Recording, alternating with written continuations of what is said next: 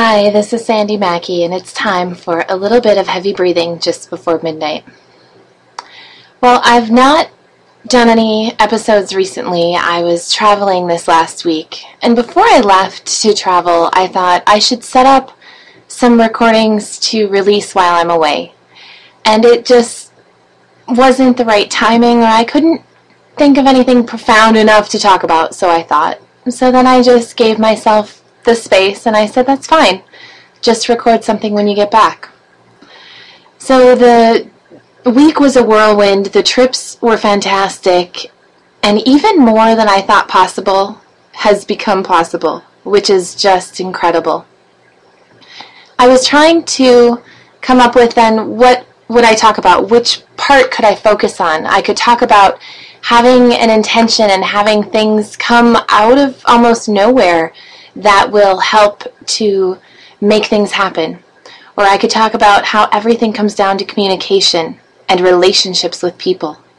And I could talk about how paying it forward into your network will help pay off dividends in your life. And then something happened this morning that I found out about, and it really now trumps all of the things that I thought that I could talk about. When I'm trying to figure out something with life, or as I refer to it, with the universe, when I'm trying to wrap my mind around something, my default behavior, the thing that I do, is to clean. So if you can imagine, my bathrooms, they're pretty much spotless today. I remember going through the same type of a process when I had found out, come to the conclusion that I probably wasn't going to be married anymore. My linen closet was more organized than it had been to that point, and that it has been since. We're human beings here having this experience, but before that we're spiritual beings. And there's so much in this life that we don't understand. Why does the sun come up? Why are there planets? Why is there dark matter? How do things happen? What causes things to happen? Why is there evil in the world? Why is there happiness in the world? Why aren't we always happy? Why do people do the things that they do? Why do people feel the way that they feel? And what's the right way? What's the best way? What's the happy way? What's the most fulfilling way? What's the way that allows us to understand what it's all about anyway? I guess there's a point where we come to that we say it's okay and we don't really need the answers. And then it's all fine and good until something else happens that comes into our awareness, and then we start to look for the answers again. So I suppose that's where I am today. We're spiritual beings having a human experience, as Wayne Dyer likes to say, and as I like to say quite a bit. And the struggle is not for the spiritual beings. The struggle is for the human part of each of ourselves. I think deep down in our core we all understand, and we can all understand that there's a sense of something, and a lot of people try to put a label on it. We try to put a belief on it. People go to church to try to figure out what that is. People try to look into philosophy books. People look at history. People try to look into the future. And I think all of these activities are really just trying to reconcile within our mind, the human mind part.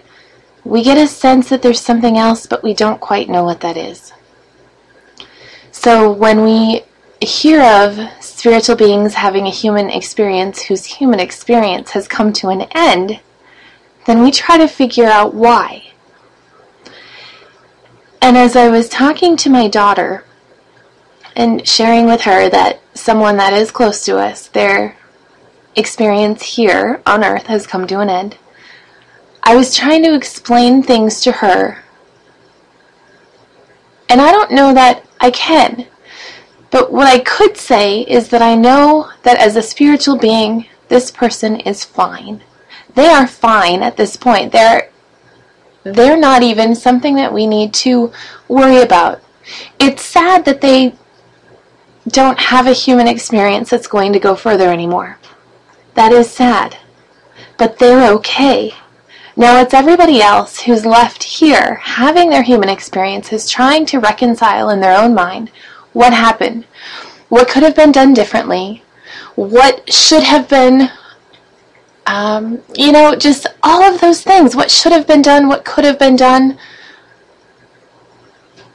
And yet I'm sitting with my daughter filled with a peace, such peace, because I know that as a spiritual being, it's okay. I recently watched Ayn Rand's, it's a documentary basically, and there's some clips of her talking and doing interviews, and then there's clips of philosophy and excerpts from her books. Part of what she said struck me, and her philosophy on our experience here is not right or wrong, it's simply what she believes, and I think it's got an interesting point. She said, when we die, I don't think that it's what maybe everyone has this picture of in their head.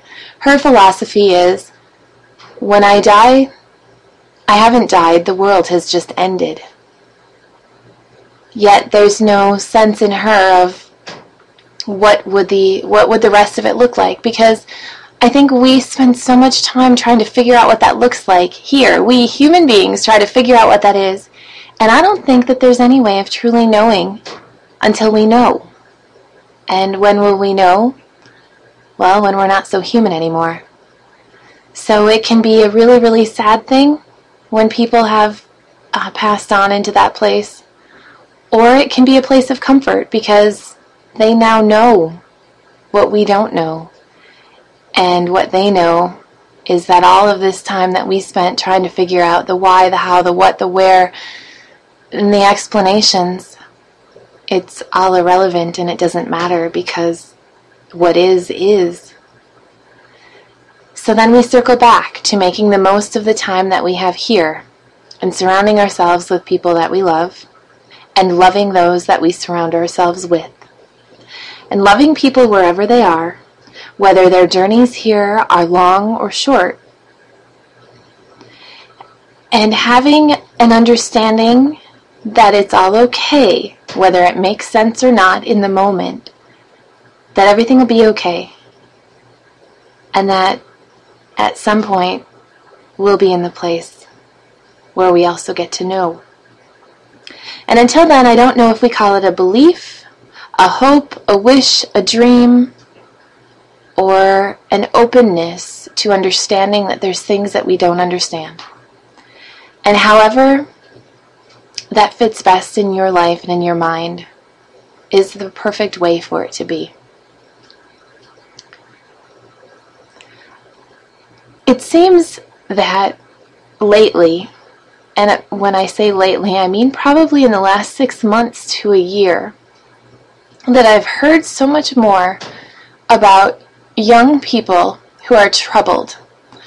Young people who are troubled and who are deciding that this human existence isn't necessarily what they want anymore.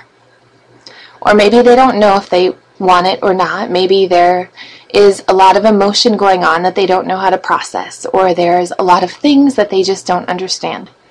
And I don't know if I'm noticing this more just because I'm paying attention more, or if it's because it's going on more. And I think it's probably a little bit of both. And I could look at that with judgment and I could say, well, that's a total bummer. It's just a problem that this is going on more or that it exists more. But it is what it is.